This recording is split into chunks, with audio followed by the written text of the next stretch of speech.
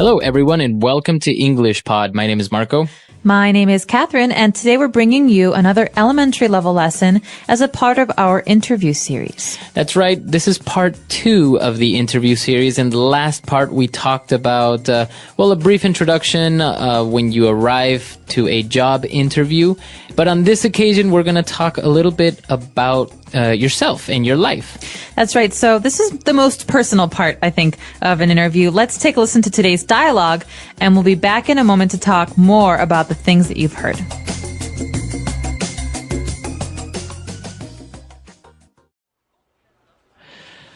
Now, Miss Childs passed on your resume to me, and I've had a chance to look it over.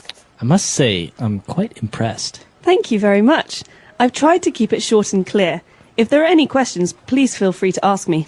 Well, yes, I do have a number of questions, but perhaps first you could give me a brief overview. I'd like to get a little bit of an idea of your background. Yes, of course. Well, as you can see from the resume, I'm 27 and grew up in Brooklyn, New York, although our family moved to London when I was quite young, at around 16. Ah, I see. So you were actually educated in Europe? Yes, precisely. Although I was born in the US, I would definitely call London home. But as you see, I've actually spent a lot of my life moving from country to country. My father was in the oil business before he retired, so we also spent a number of years in Saudi Arabia too. Very interesting. So it seems you had quite an adventurous childhood. Absolutely. We were never still for too long, but now I'm really looking to settle down. I see.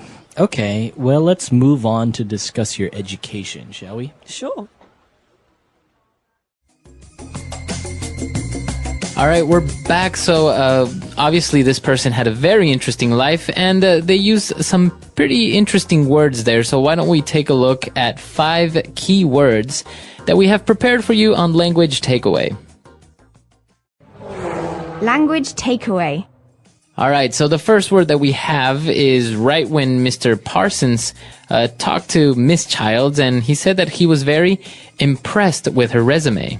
All right, so someone says, I'm impressed when they think that something that you did or something about you is very interesting or good or better than most people's. That's right. So you're kind of amazed. You're kind of, you're like, wow, right? And so this is an adjective. I am impressed. That's right. So teachers sometimes say this.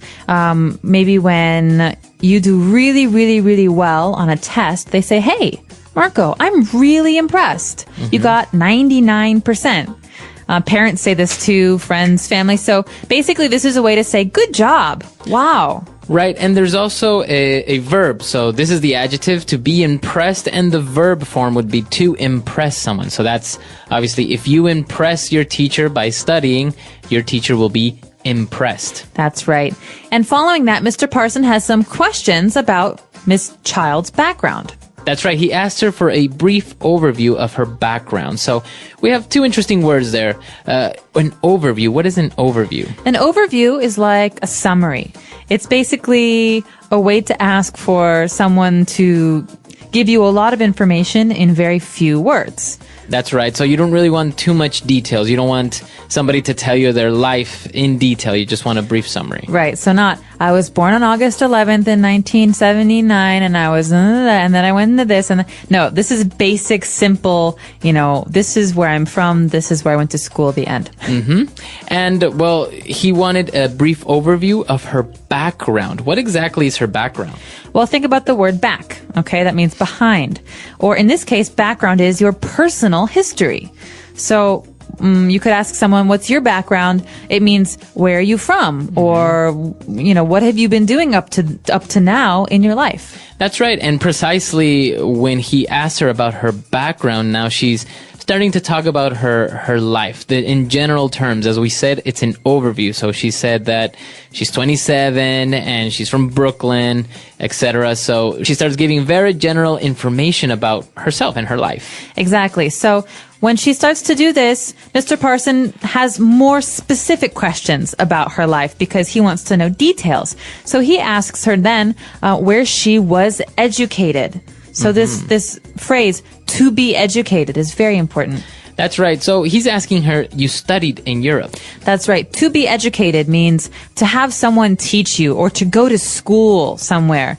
So, for example, I was educated in America. Where were you educated, Marco? I was educated in Chile. Wow. So you've been educated in a number of different places, right? At home and in a different country. Right. But you can also specify the university name, right? For example, I was educated at Harvard. Can you say that? You can. Or I was educated at a number of different schools. So you can say, I studied or I was educated. All right. And, well, apparently she was moving around from Europe, United States. So Mr. Parsons says, wow, it seems that you had an adventurous childhood. Okay, this is a great adjective, adventurous. You can say a person is adventurous. So Marco is very adventurous. He likes to jump out of airplanes. But you can also say that an experience is adventurous, like moving around a lot as a child. Right. So I guess adventurous can go hand in hand with exciting or very interesting, full of emotion. That's right. Okay. Adventurous. So a person can be adventurous, and we actually had a lesson about this when we describe personalities. You can say someone is adventurous. Exactly. All right, very good. So 5 key words that we just took a look at. Why don't we go back, listen to the dialogue again, and we'll be back to talk a little bit more on Fluency Builder.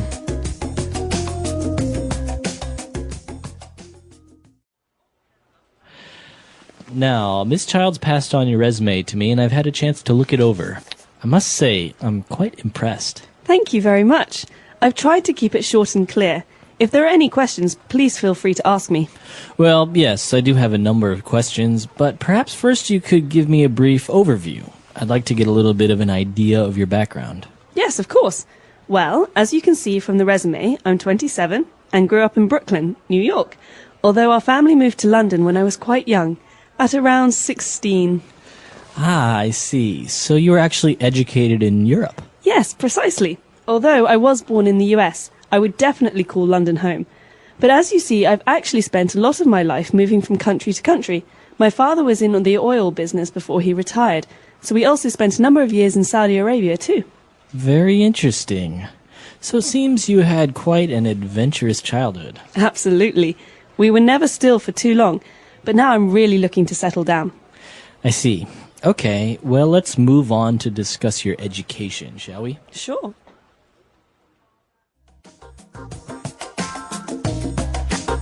All right, we're back. So we have 4 phrases for you on Fluency Builder prepared, and let's start on with the first one. Fluency Builder. Okay, so at the very beginning, Mr. Parsons is continuing what he was saying in our first part. So Mr. Parsons is talking about Rebecca's resume, and he says, the secretary, she passed it on to me. So this verb, to pass on, this is really important. What does this mean? Well, the secretary, Miss Childs, passed on Rebecca's resume. That basically means Miss Childs received it, and she didn't keep it. She passed it on, or she gave it to another person, in this case, Mr. Parsons. Okay, so this shows that something doesn't stay with one person, like you said, Marco, but it moves from one person to another person. So, for example, my mother told me to pass this message on to you. The message is not for me, it's for you. I think also with physical traits, like maybe if your mother had green eyes, you can maybe say, my mom passed on her eye color onto me. That's right. So you got it from her. All right. So that's what happened with the resume. And he said, well, she passed it on, and I've had the chance to look it over. Okay. So think about this as a chunk, as a group of words that we use together. To look something over, we can say, hey, Marco, when you have a minute, can you look this over for me? Okay. So that means to examine or to take a look.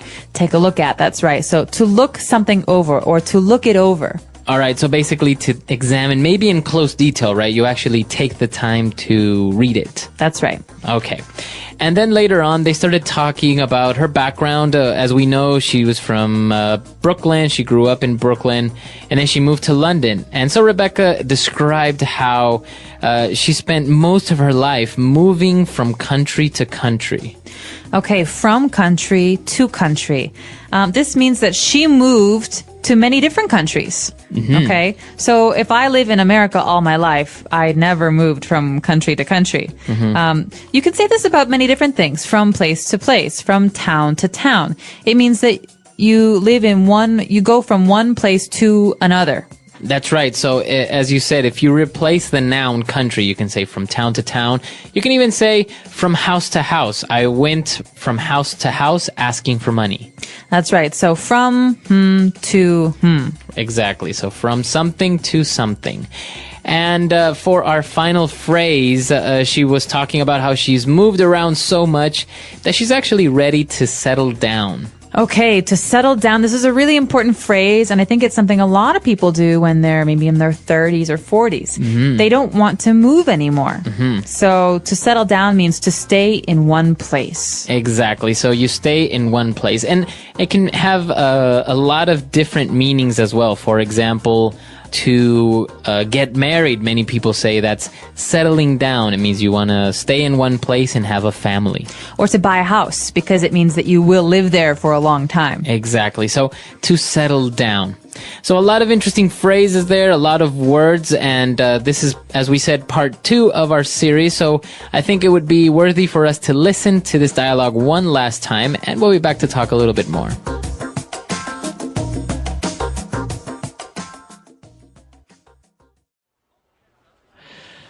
Now, Miss Childs passed on your resume to me, and I've had a chance to look it over. I must say, I'm quite impressed. Thank you very much. I've tried to keep it short and clear. If there are any questions, please feel free to ask me.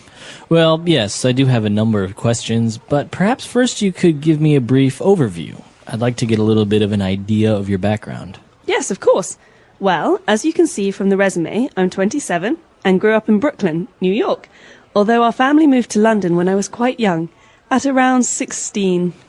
Ah, I see. So you were actually educated in Europe? Yes, precisely. Although I was born in the US, I would definitely call London home.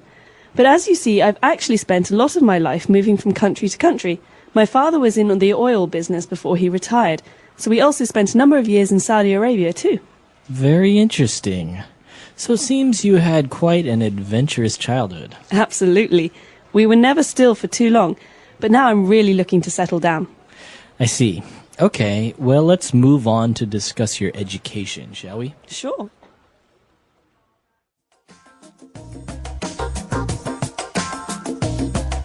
All right, we're back. So this is part 2 of a 10-part series of the interviews. Now, we just talked about the background, and I think there are different ways of talking about your background, right? This is maybe your personal background? That's right. So you can talk about your personal history, your personal background, where you were born, where you were educated, where you grew up.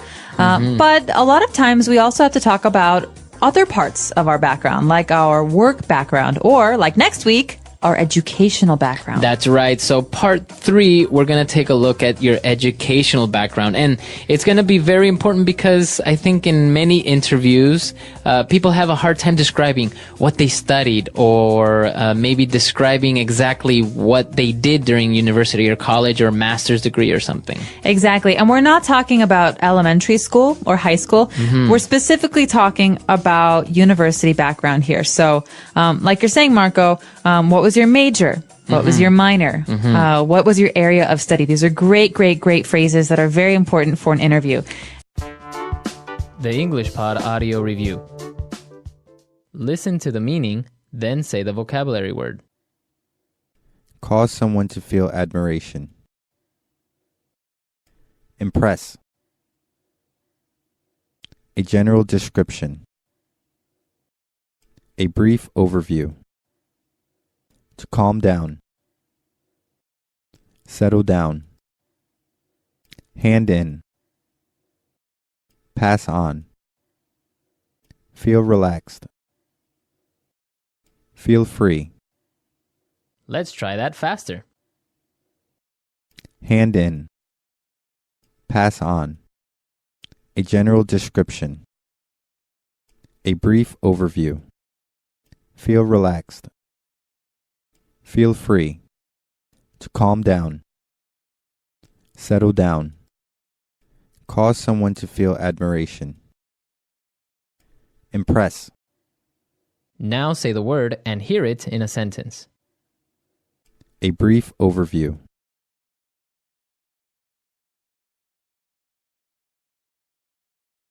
George, would you give us a brief overview of what the marketing team has been working on this week? A brief overview.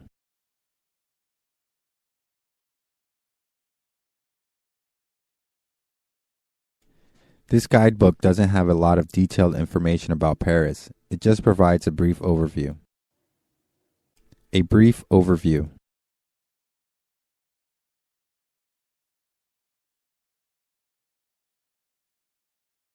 Before we talk about the specific job description, let me give you a brief overview of what we do here at ABC Corporation.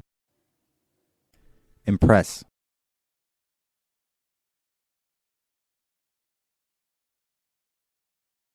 Well, Jeff, I'm really impressed with your photography skills.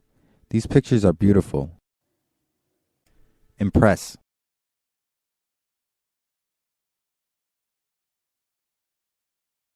On my first trip to Hong Kong, I was really impressed with the efficiency of the subway system. Impress.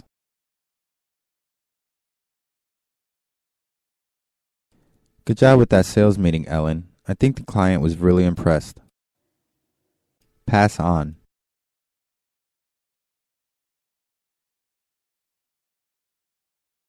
We're all going to the Sichuan restaurant for lunch. Pass it on. We want to have a large group. Pass on.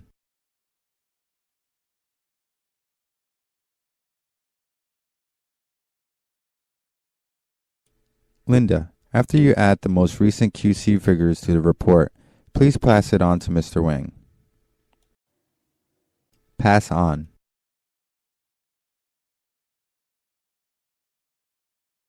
Thanks for your feedback.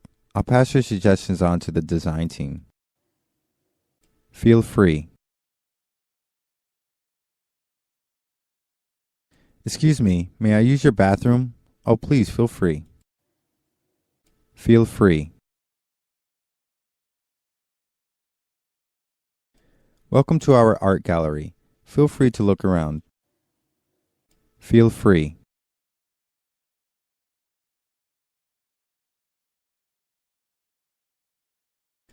After listening to this English pod lesson, please feel free to post your questions and comments on our website. Settle down.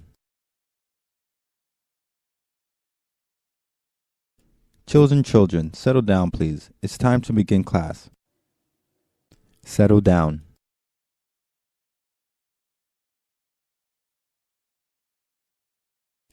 He was something of a playboy in the past, but now he's ready to get married and settle down. Settle down.